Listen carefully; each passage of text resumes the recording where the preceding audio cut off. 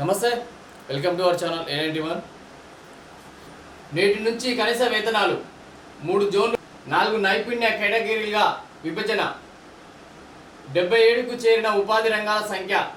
రాష్ట్రంలో పనిచేస్తున్న 1.11 కోట్ల మంది కార్మికులకు వేతన జీవులకు కనీస వేతనాలు సోమవారం నుంచి పెరగనున్నాయి. ఈ మేరకు కార్మిక శాఖ ఉత్తర్వులు జారీ చేసింది. కనీస వేతనాల పరిధిలో కొత్తగా 10 రంగాలను చేర్చడంతో మొత్తం ఉపాధి రంగాల సంఖ్య 77కు చేరింది. వేర్వేరు షెడ్యూల్ రంగాలకు వేర్వేరు వేతనాలు కాకుండా అందరికీ ఒకే విధమైన వేతనాల కోసం తెలంగాణ ప్రభుత్వం ఏకీకృత నమూనా ప్రవేశపెట్టింది. కొత్త ఉత్తర్వులతో కార్మికులకు భారీగా ప్రయోజనం చేకూరనుంది. 3 జోన్లు గ్రామాలు, మున్సిపాలిటీ, నగర పాలికల వారిగా 3 జోన్లను విభజించి ఆయా జోన్లో నైపుణ్య కేటగిరీల వారిగా కనీస వేతనాలను కార్మిక శాఖ ఖరారు చేసింది. నగర పాలికలను జోన్ 1గా, మున్సిపాలిటీలను జోన్ 2గా, గ్రామాల ఇతర ప్రాంతాల జోన్లు 3గా ప్రకటించింది. కొత్తగా హై స్కిల్ కేటగిరీ చేర్చింది. రాష్ట్ర ప్రభుత్వం ప్రతిష్టాత్మకంగా అమలు చేస్తున్న పథకం ఇందిరమ్మ ఇండ్లు. గౌరవనీయ ముఖ్యమంత్రి రేవంత్ రెడ్డి గారిచే 1,00,000 ఇళ్లకు సామూహిక గృహ ప్రవేశాలు. తేదీ 1 నుంచి 2026 వేదిక కోటారి గ్రామ పంచాయతీల కొత్తగూడ, ఆసిఫాబాద్ జిల్లా. రాష్ట్రంలోని ప్రతి ఒక్కరూ పక్క ఇళ్లలో పనిచేసేలా ప్రభుత్వం కృషి. రాష్ట్ర వ్యాప్తంగా మొదటి విడతలో 4.50 లక్షల మందికి ఇండ్ల మంజూరు. వీటిలో సుమారు 1.50 లక్షల ఇండ్ల నిర్మాణ పనులను త్వరలో పూర్తి. రెండో విడతలో 2.50 లక్షల ఇండ్ల నిర్మాణం. హైదరాబాద్ నగరంలో మొదటి విడతలో ఇండ్ల స్థలం లేని పేదలకు ప్రభుత్వ స్థలంలో 1,00,000 ఇండ్ల నిర్మాణం. ఇందిరమ్మ ఇండ్ల మీద చాలా ఫోకస్ చేస్తుంది, చాలా శ్రద్ధ తీసుకుంటుంది. కానీ ఇక్కడ కాంగ్రెస్ ప్రభుత్వం తీసుకుంటున్న నిర్ణయాలు కాంగ్రెస్లో ఉన్న కార్యకర్తలకే ఈ ఇండ్ల మిల్లు ఇస్తారు. కనీసం అర్హత కలిగిన వారికి, పేదవారికి, ఇల్లు లేని వారికి, కానీ గుడిసెలు ఉన్న వారు ఇప్పటికీ గుడిసెలలో ఉన్నారు పల్లెటూర్లలో. అలాంటి వారికి కాకుండా ఇండ్లు ఉన్న వారికి, వారి యొక్క లీడర్లకి, కార్యకర్తలు, హైదరాబాద్లో ఉద్యోగాలున్న హైదరాబాద్లో ఇండ్లు ఉన్న వాళ్ళు కూడా ఇందిరమ్మ ఇల్లు విలేజ్లలో ఇస్తారు. ఈ పేపర్ స్టేట్మెంట్కి ఇచ్చిన ఇంత పెద్దగా ఇస్తారు, అసలు ఖజానా లేదని చెప్తారు. ఇందిరమ్మ ఇళ్ళ కొరకు ఇంత పెద్దగా పేపర్ యాడ్లు ఇస్తుండ్రు. కానీ కనీసం ఎవరికి ఇస్తున్నారు, ఎవరికి ఈ ఇందిరమ్మ ఇల్లు ఎవరికి లబ్ధిదారులకు చేకూరుతున్నాయా లేక వారి పార్టీ కార్యకర్తలకే చేరుతున్నాయనే దాని మీద అసలు కనీసం కూడా అవగాహన లేకుండా ఈ ఇండ్ల మిల్లు ఇస్తున్నామని పెద్దగా చెప్పుకుంటా దీన్ని ఒక పెద్ద ప్రచారం చేసుకొని దీన్ని వారి యొక్క ఖాతాలో వేసుకుంటారు. రాష్ట్రంలోని ప్రతి ఒక్కరూ పక్క ఇళ్లలో నివసించేలా ప్రభుత్వం కృషి. డబల్ ఇస్తున్న వాళ్ళక పక్క ఇండ్లు లేని వాళ్ళకొరక ఇండ్లు ఇచ్చేది. ఈ చెప్పుకోనిక మాత్రం పర్ఫెక్ట్గా ఉంటుంది. చేతుల దగ్గరికి వస్తాలకే వారికే ఉన్నోళ్ళకే డబల్ ఇసుకురాబోతున్నారు. ఉచిత విద్యుత్ ఎగ్గొట్టేందుకే రైతు డిస్కం. భారత కార్యనిర్వాహక అధ్యక్షుడు కేటీఆర్ సవాల్.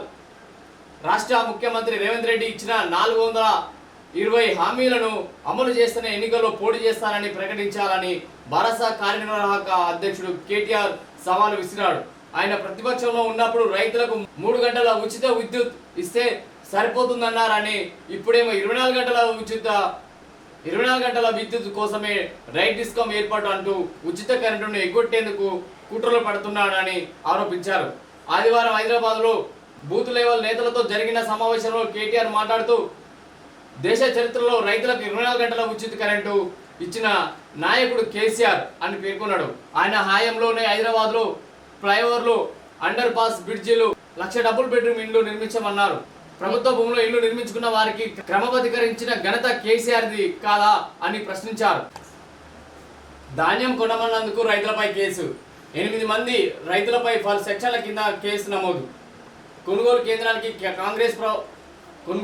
కేంద్రానికి కాంగ్రెస్ ఎమ్మెల్యే వచ్చి వెళ్ళిన తర్వాతే పోలీసులకు ఫిర్యాదు చేసిన నిర్వాహకురాలు. అధికారితో అసభ్యంగా మాట్లాడారంటూ ఎఫ్ఐఆర్. ప్రాథమిక విచారణ లేకుండానే 10 సెక్షన్ల నమోదు. కరీంనగర్ జిల్లా నారాయణపూర్ గ్రామంలో ఘటన.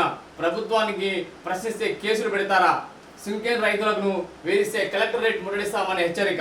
పండించిన ధాన్యం కొనమన్నందుకు రైతులపై కేసులు. అధికారులతో అసభ్యంగా మాట్లాడారని ఆ మాటల కొరకి ఫిర్యాదు చేశారు.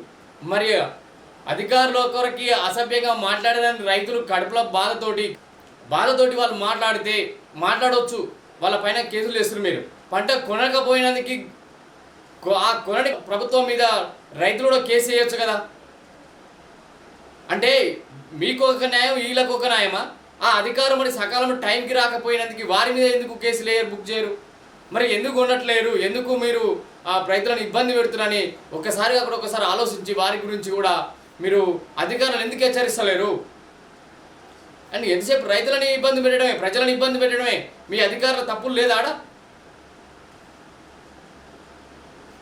ప్రజాపాలన అంటే రైతుల పక్షాన ప్రభుత్వం అంటే ఈ విధంగా రైతులపై కేసులు పెట్టడమా? ధాన్యం కొనలేదు ఎందుకని అడిగిన వారి మీద కేసులు. మా యూరియా పంపిణీ దేశానికి ఆదర్శం. దేశవ్యాప్తంగా ఎరువుల సరఫరాకు మోడల్గా నిలిచిన తెలంగాణ ఫర్టిలైజర్ బుకింగ్ యాప్ విప్లవాత్మక మార్పు అంటూ కేంద్రం మెచ్చుకున్నది. రియల్ టైం స్టాక్ వివరాలు, డిజిటల్ బుకింగ్తో రైతులకు చాలా మేలు జరిగిందని మంత్రి తుమ్మల. దేశవ్యాప్తంగా ఎరువుల సరఫరాలు తెలంగాణ ఫర్టిలైజర్ బుకింగ్ యాప్ మోడల్గా మారిందని వ్యవసాయ శాఖ మంత్రి తుమ్మల నాగేశ్వరరావు తెలిపారు. తెలంగాణ ప్రభుత్వం అమలు చేస్తున్న ఫర్టిలైజర్ బుకింగ్ యాప్ కేంద్ర ప్రభుత్వానికి మార్గదర్శిగా నిలిచిందని పేర్కొన్నారు.